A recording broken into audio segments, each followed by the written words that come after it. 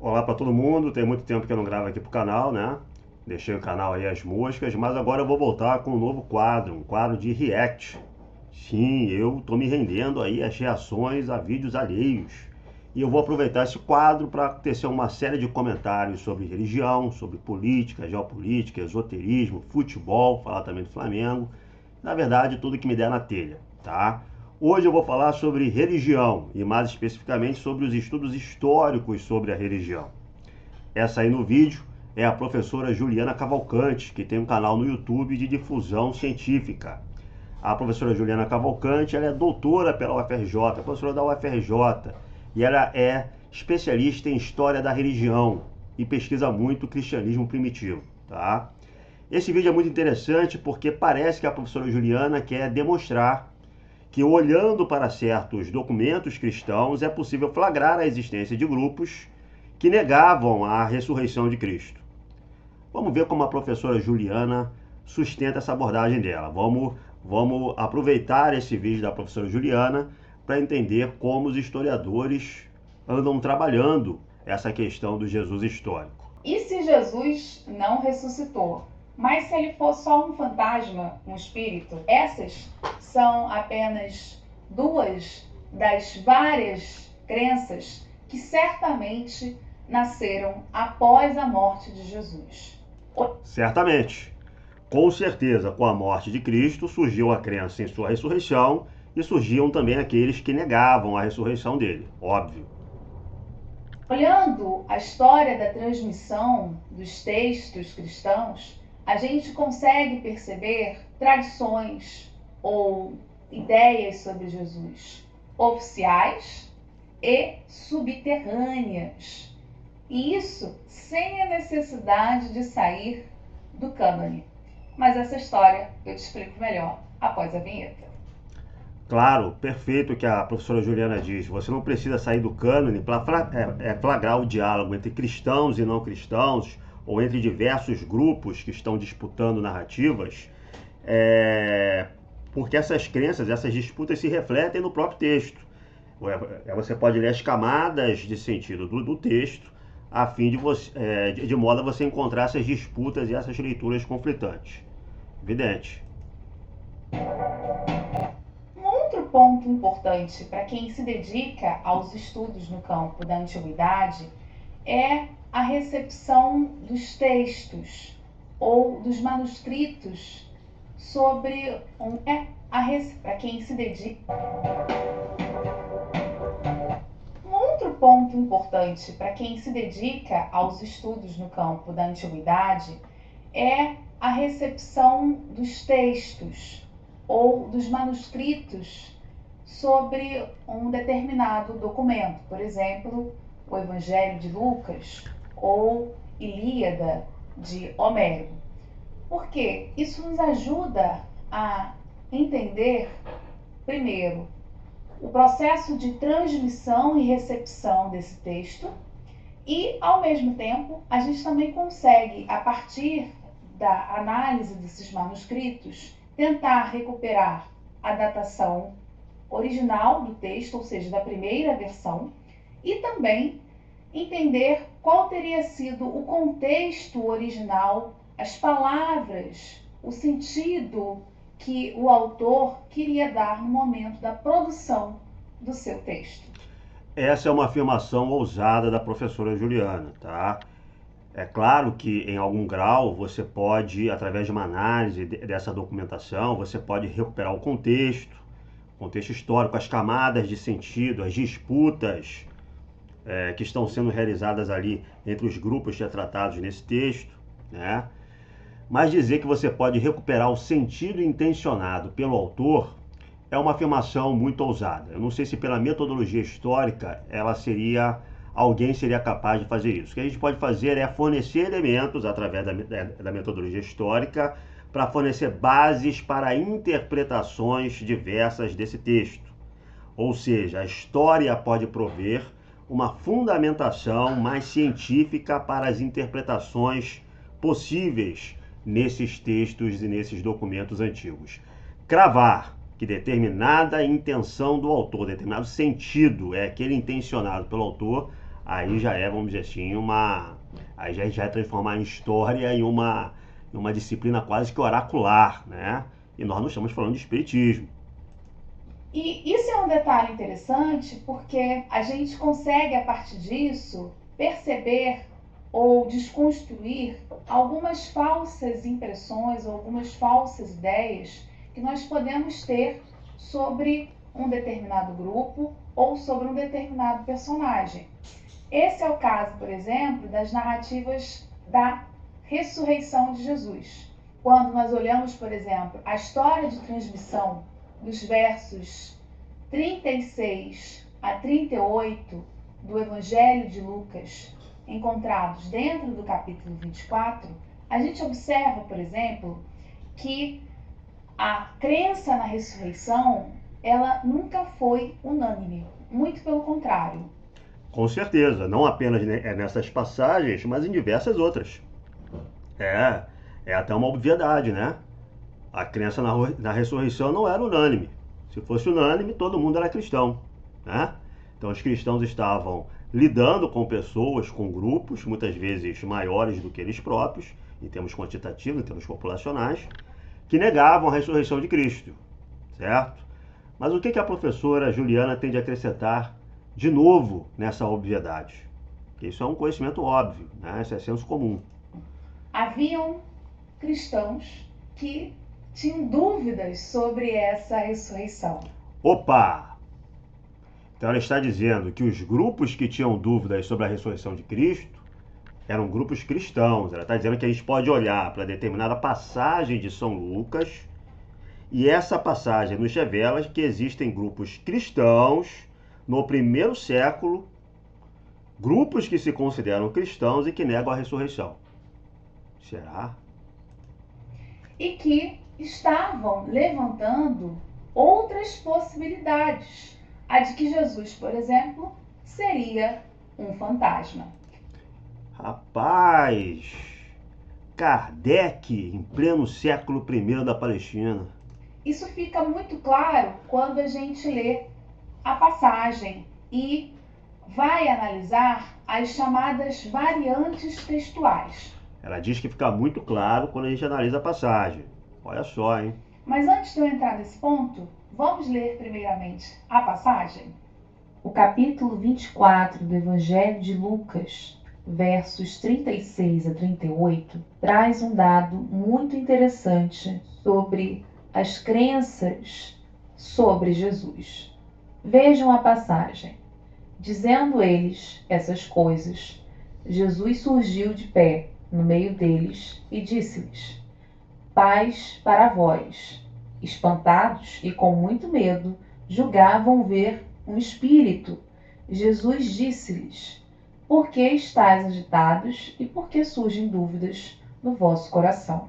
É claro que essa passagem não é uma narrativa histórica sobre Jesus, mas ela traduz sobre as crenças dos primeiros cristãos em torno de Jesus, revelando dúvidas sobre a narrativa da ressurreição, onde aqui nós vemos Jesus sendo apresentado como um espírito. Além do... Não é possível que a professora Juliana tenha lido o texto assim, porque o texto não fala que Jesus é um espírito, certo? O texto não diz isso. Ela está colocando palavras no texto que o texto não traz, tá? Ela está dizendo sim que os discípulos estavam com medo e pensavam ser e eles pensavam ser um espírito. Mas eles não estão afirmando que era um espírito, tá? Outro ponto é que a professora Juliana fala que isso aí não é história. É preciso, vamos dizer assim, contextualizar essa afirmação. É preciso, vamos dizer assim, apurar essa afirmação. É óbvio que o autor do evangelho atribuído a São Lucas, eu vou chamar de evangelho de São Lucas, tá? É óbvio que o autor desse evangelho, ele pretende que isso seja uma descrição de um evento histórico. Ele acha que isso é a descrição de um evento histórico, tá? Se os historiadores concordam que isso é fonte suficiente para estabelecer esse evento como histórico, aí é uma outra questão, certo?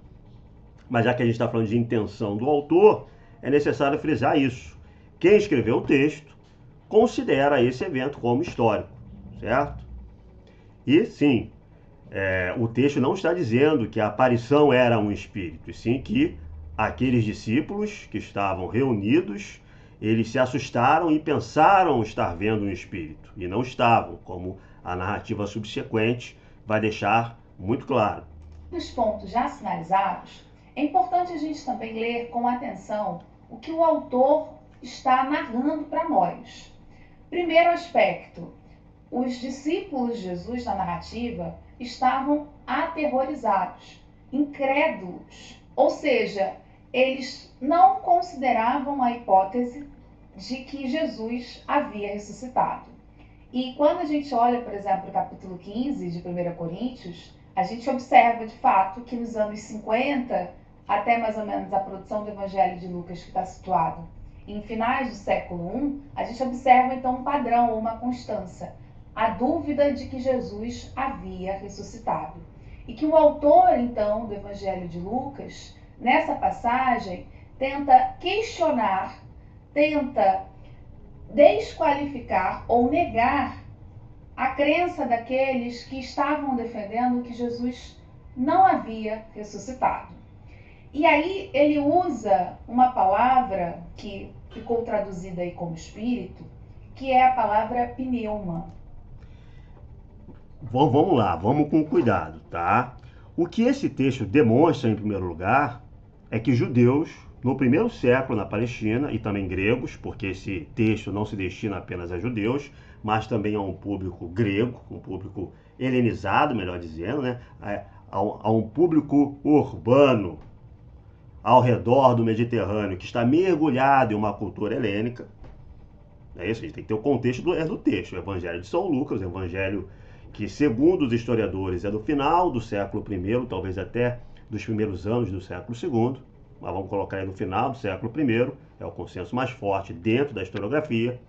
Ele está destinado a um público helenizado, tá? Então, o que prova, o que esse texto demonstra é que existiam grupos helenizados e grupos de judeus que acreditavam na existência de espíritos. Não é a única passagem do Evangelho que demonstra isso.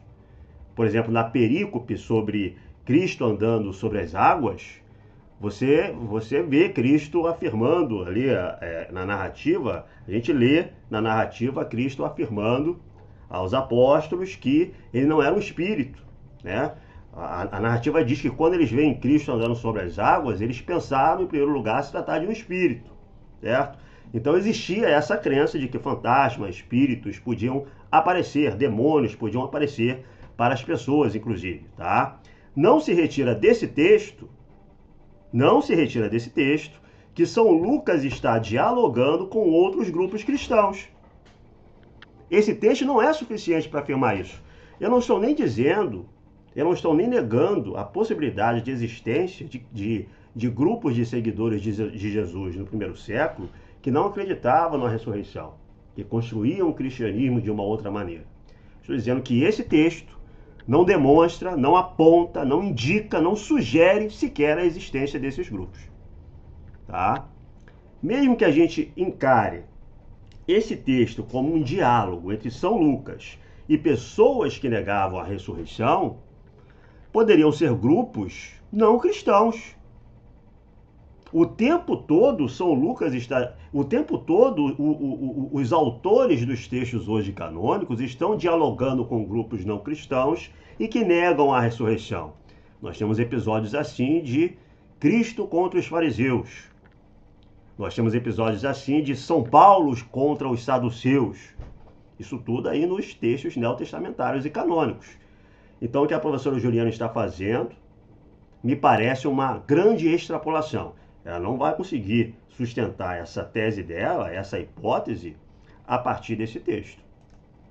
Só que eu chamo a atenção que o manuscrito dessa mesma passagem usa a expressão fantasma para não deixar dúvida, então, de que esses indivíduos ou esse grupo que o autor do Evangelho de Lucas está questionando ao projetar a narrativa, então, para essa espécie de encontro entre Jesus e os discípulos, é essa total descrença da possibilidade da ressurreição de Jesus. Não se retire isso do texto, pelo amor de Deus, professora.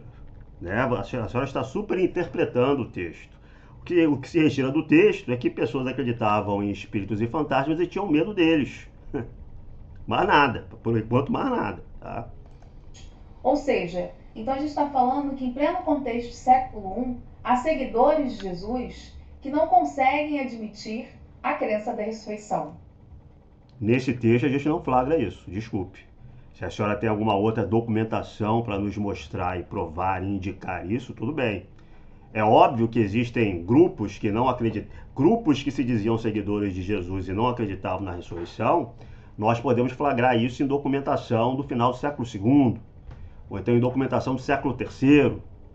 Mas esse grupo específico aí, do século I, é meio estranho.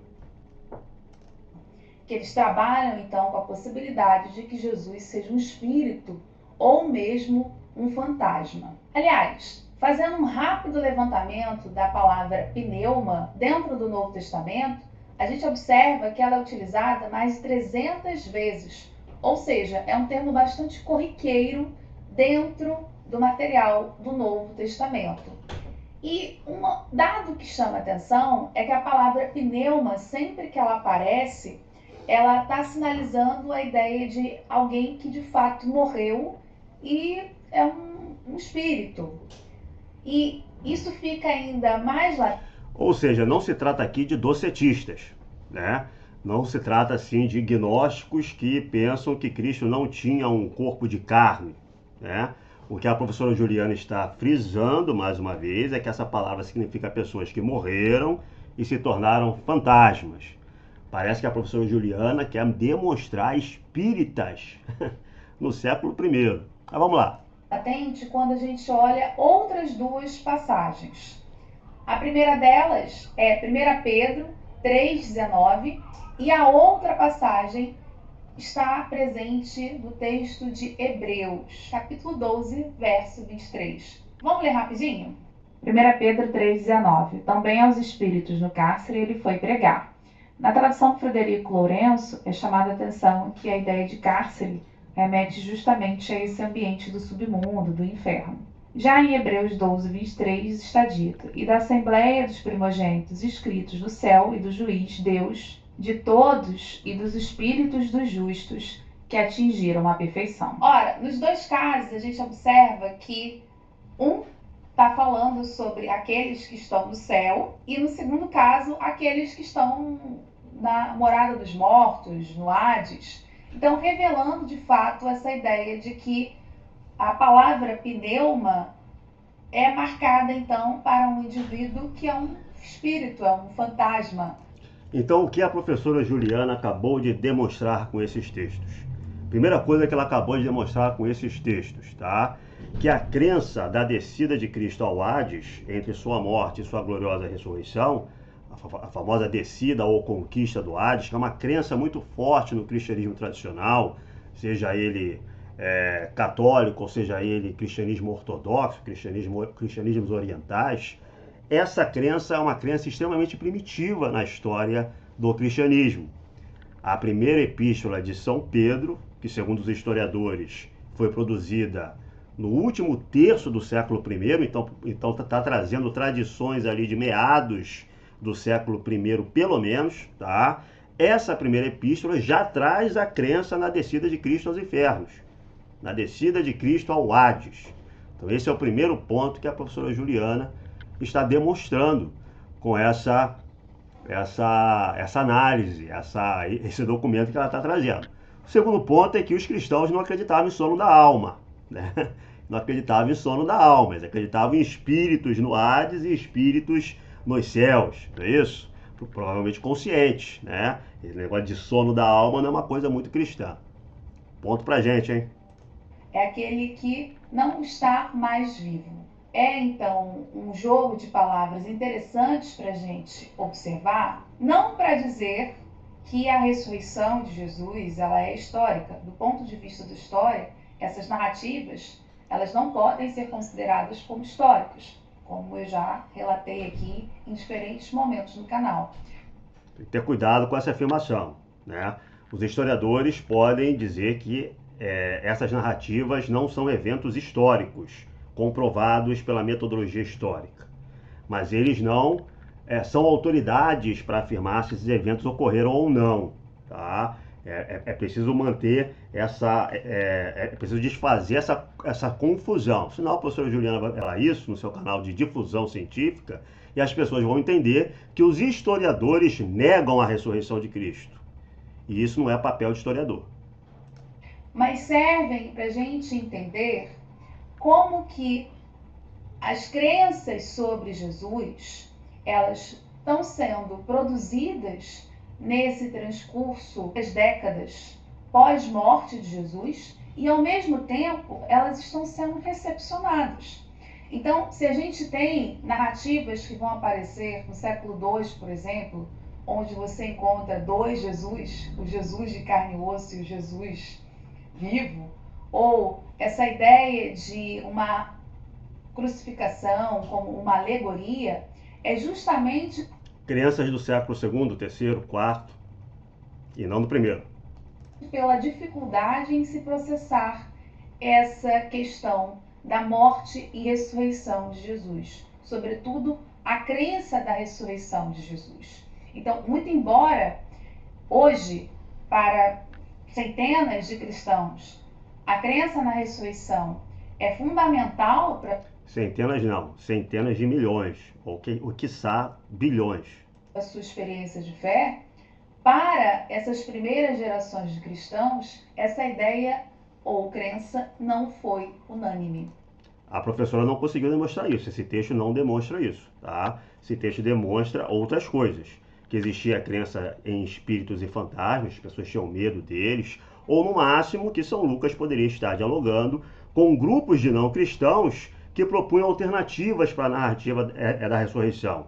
Será que eles roubaram o corpo? Será que eles viram fantasmas?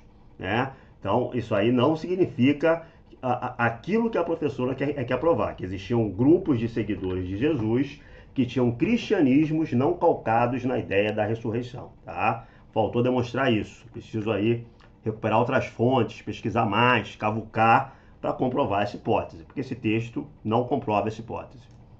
Houve resistências. E o caso... A palavra resistência é incrível, né? Imagina as pessoas resistindo à narrativa da ressurreição, os grupinhos de pescadores, de pessoas marginais, pessoas fora até do próprio judaísmo oficial do Segundo Templo, das camadas mais poderosas dos grupos judaicas, e os outros resistindo à poderosa narrativa da ressurreição desses autores. É uma ideia fantasiosa, né?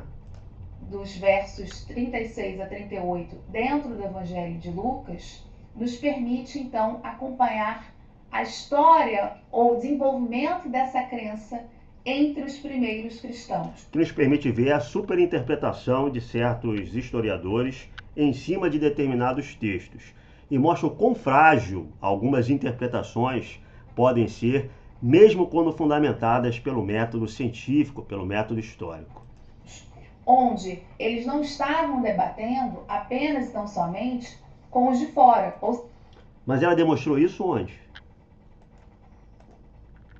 Ou seja, com os não cristãos. Mas também cristãos com cristãos. Cristãos, então, que apresentaram resistência.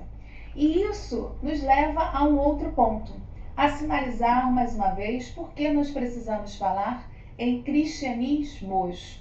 Que existem cristianismos é outra obviedade, tá? A professora frisa isso, de que é necessário falar de cristianismos como se isso fosse um problema realmente, né? Todo mundo sabe que existem cristianismos, não apenas hoje, mas na antiguidade. O grande problema da argumentação dela é provar que existia um cristianismo no primeiro século, tá? Calcado em uma ideia diferente da ressurreição de Cristo e que está em diálogo com o autor de São Lucas. Esse texto, essa passagem, está longe de demonstrar esse ponto. E não em cristianismo. E, por fim, um outro ponto que esse estudo de caso traz para nós é a possibilidade também de vislumbrar a ideia de que o Novo Testamento não conta uma história sobre Jesus, mas ela é um popurrí, uma mistura, um amálgama de crenças, de diferentes crenças que foram cristalizadas ou que foram preservadas dentro desse cânone. Esse é outro ponto não demonstrado pelo trecho, tá?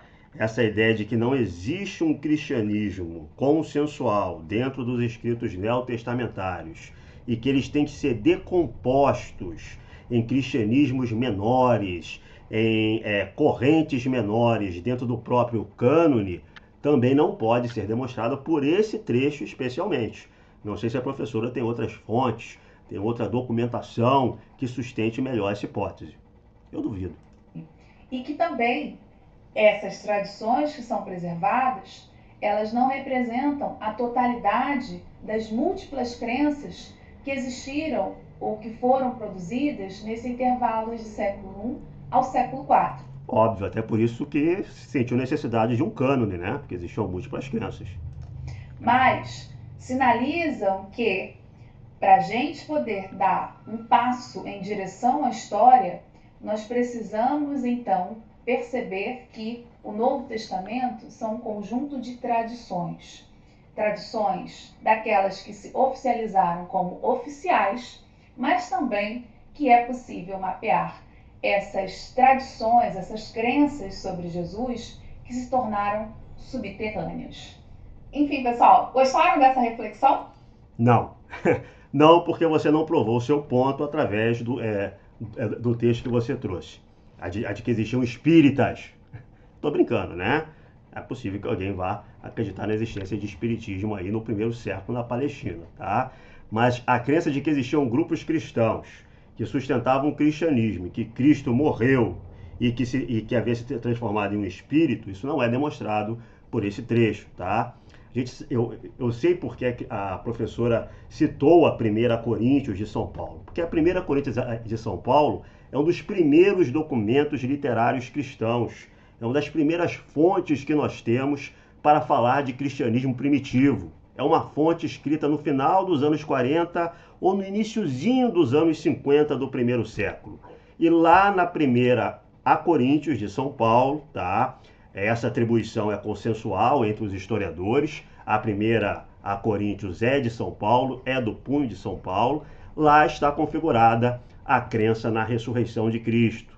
O primeiro documento, um dos primeirões documentos cristãos que nós temos em mãos, que nós sabemos existir. Esse documento primeirão mostra já consolidada uma crença na ressurreição em plena igreja primitiva. A passagem que a professora trouxe à tona não demonstra a existência de um cristianismo concorrente a esse.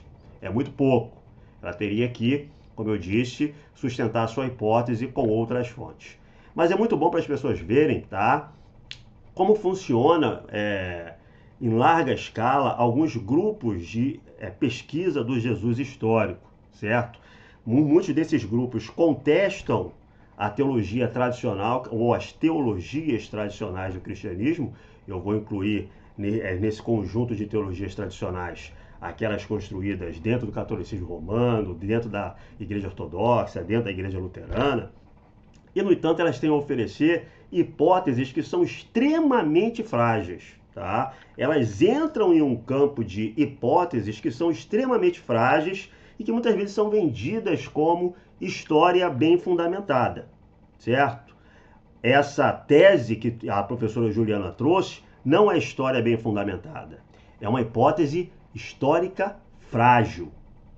E não dá para fazer teologia em cima dela, tá? Não dá para tirar uma construção teológica religiosa em cima dela, certo? Quer dizer, até dá. Kardec fez isso, né? Só que Kardec, ele consultava os espíritos e tal, etc. Não era bem história. Então eu volto aí com mais reacts desses vídeos, se esse vídeo tiver alguns likes, né? Porque senão também nem me dou mais ao trabalho. Valeu e até a próxima.